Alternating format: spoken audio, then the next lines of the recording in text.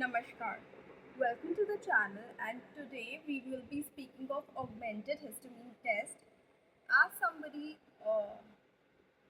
wanted an explanation on this topic as mentioned in the comments, तो आप भी comment section में अपने ओपिनियंस और जिस टॉपिक पे आपको इन्फॉर्मेशन चाहिए डिटेल में वो मेंशन कर सकते हैं और मैं कोशिश करूँगी कि मैं उस टॉपिक पे बात कर सकूँ.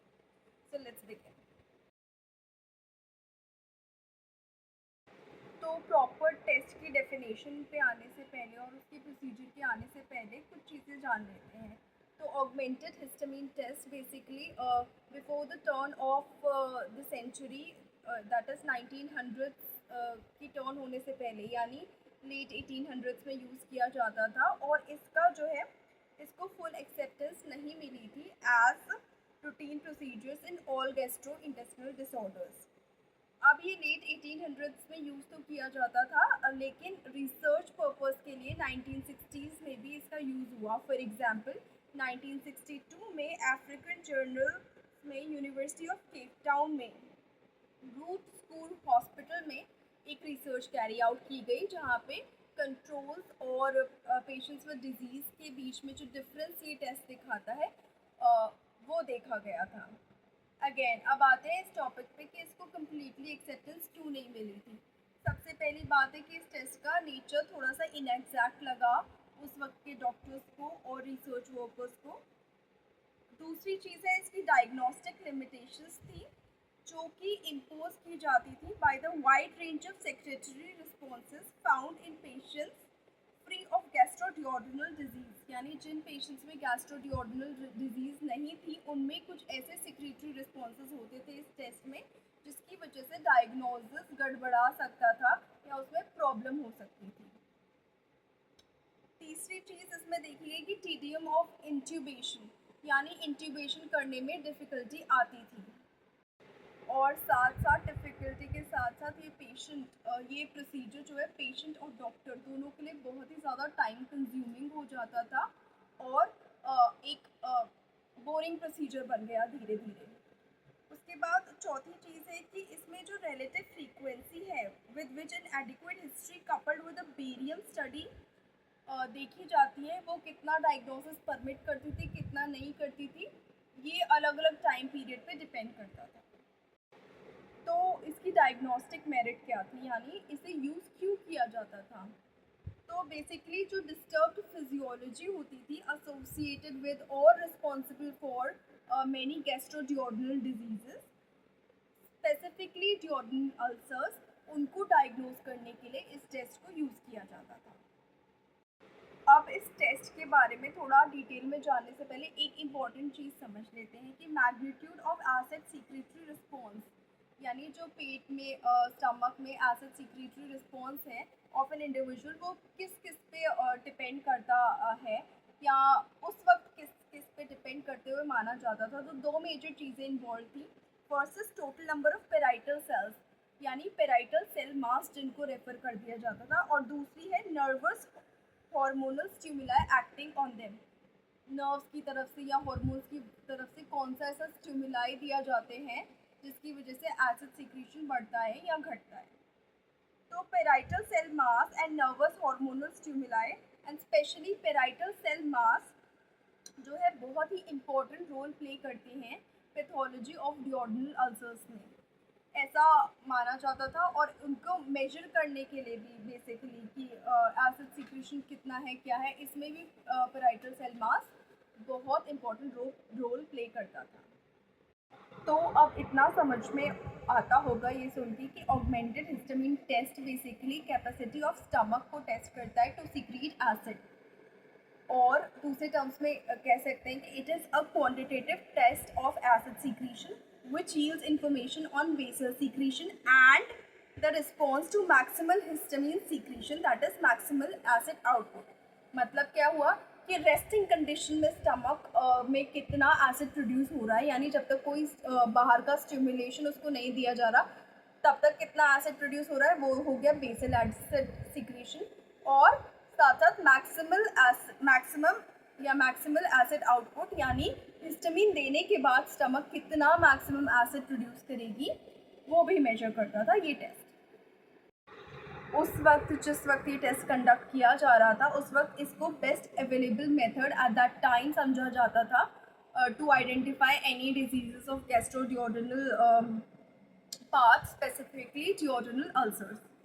अब जो मैक्सिमल एसिड आउटपुट है वो जब ये टेस्ट रिपीटेडली एक बंदे में किया जाता था तो वो ज़्यादातर कांस्टेंट ही रहता था, और अफ्रीका के हॉस्पिटल में ये टेस्ट जो है डॉग्स और मैन दोनों में कंडक्ट होता था, और दोनों ही प्रजातियों में ये देखा गया था कि maximal acid output repeated test करने के बाद भी कांस्टेंट ही है। तो जो मैक्सिमल एसिड आउटपुट है उससे एक और चीज़ हमें पता चलती है, वो एक रिलायबल मेजर प्रोवाइड करता है पीसीएम यानी पेराइटल सेल मास का, क्योंकि 50 मिलियन पेराइटल सेल्स जो है 1 मिली इक्विवेलेंट ऑफ हाइड्रोक्लोरिक एसिड 1 घंटे में प्रोड्यूस करती हैं under conditions of maximum histamine stimulation, man और डॉग दोनों में। 50 मिलियन जो पेराइटल सेल्स हैं वो 1 मिली इक्विवेलेंट हाइड्रोक्लोरिक एसिड स्टमक में प्रोड्यूस करेंगी हिस्टामिन देने के बाद डॉग और मैन में 1 घंटे के अंदर।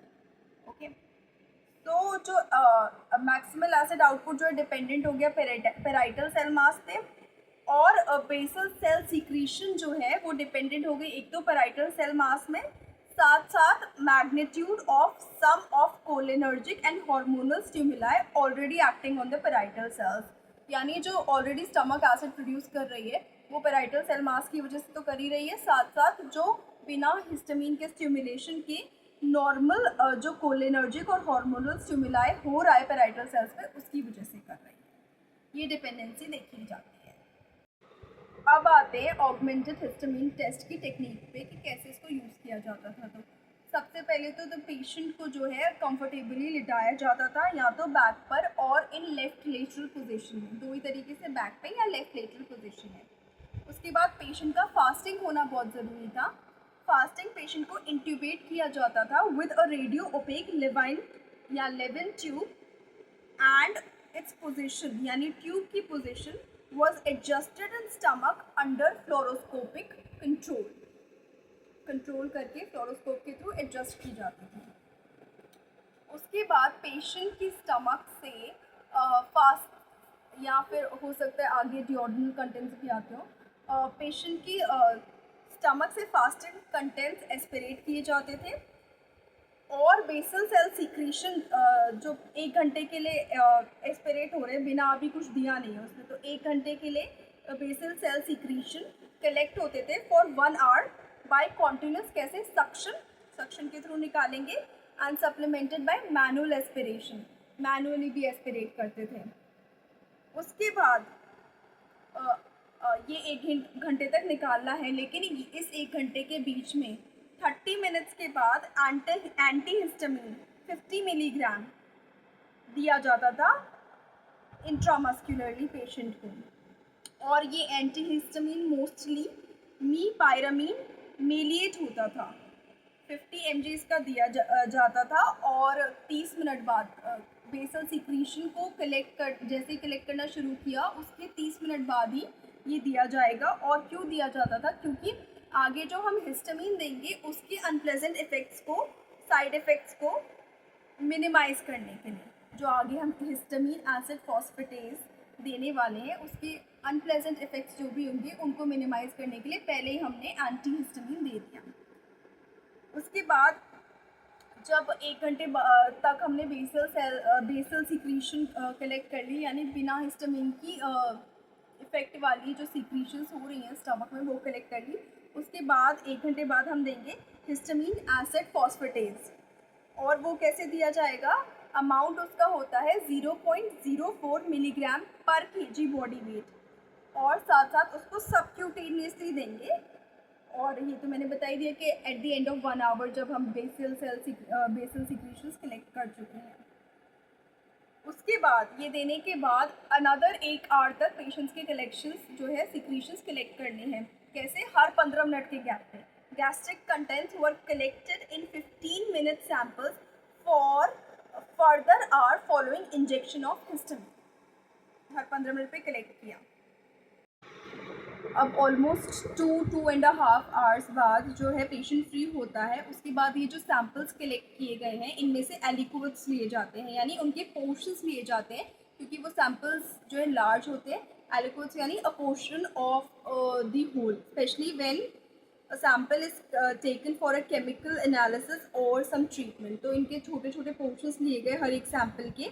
उसके बाद इनको टाइट्रेट किया जाता था N/20 NaOH के साथ using Topfer's reagent and phenolphthalein as indicators of free and total acid respectively. यानी टॉफर्स रिएजेंट फ्री एसिड का इंडिकेटर था और फिनोल्फथलीन जो है टोटल एसिड का इंडिकेटर था। तो फाइनली टोटल एसिड आउटपुट कैसे कैलकुलेट होता था? Volume of the gastric juice जो कलेक्ट किए multiplied by the acid concentration, और इससे जो है टोटल एसिड आउटपुट जो है मिली इक्विवेलेंट में आ जाता था। और जो मैक्सिमल एसिड आउटपुट है वो बेसिकली जो हिस्टामीन इंजेक्शन एडमिनिस्टर करने के बाद जो कलेक्शन होता था सीक्रेशंस का, उसको मतलब पोस्ट हिस्टामीन रिस्पॉन्स के बाद जो कलेक्शन होता था उसको रखा जाता था, मेजर किया जाता था, और देन फिर उसको कंपेयर किया जाता था बेसल सीक्रेशन से, यानी हिस्टामीन एडमिनिस्ट्रेशन के पहले वाले सीक्रेशंस से। तो जब अफ्रीका में पेशेंट्स पे टेस्ट किया जा रहा था तो पीएच इलेक्ट्रोमेट्रिकली मेजर किया जा रहा था, और जब पीएच एसिड का किसी भी सैंपल में 6 से नीचे गिर रहा था तो एसिडिक नेचर कंफर्म किया जा रहा था, और MAO maximal acid output usually arbitrarily 0.1 मिली इक्विवेलेंट के करीब ही था। जब पीएच हिस्टामीन एडमिनिस्ट्रेशन के बाद भी 6 से कम नहीं गिरता है तो एसिडिक नेचर जो है नहीं होता, मतलब डिक्लाइन कर दिया जाता है, एक्लोरहाइड्रिया मान लिया जाता था। और जो एमएओ है यानी मैक्सिमल एसिड आउटपुट वो आर्बिट्ररीली 0 पुट किया जाता था उस रिसर्च में। So that was it for this video. Thank you so much for watching this video. Please like the video, share the video and share your opinions in the comment section. उसके बाद अगर आपको कोई और topic के बारे में जानना है तो आप कमेंट सेक्शन में मेंशन कर सकते हैं और मैं कोशिश करूँगी उसके बारे में बात करने की। Thank you so much, take care, bye bye.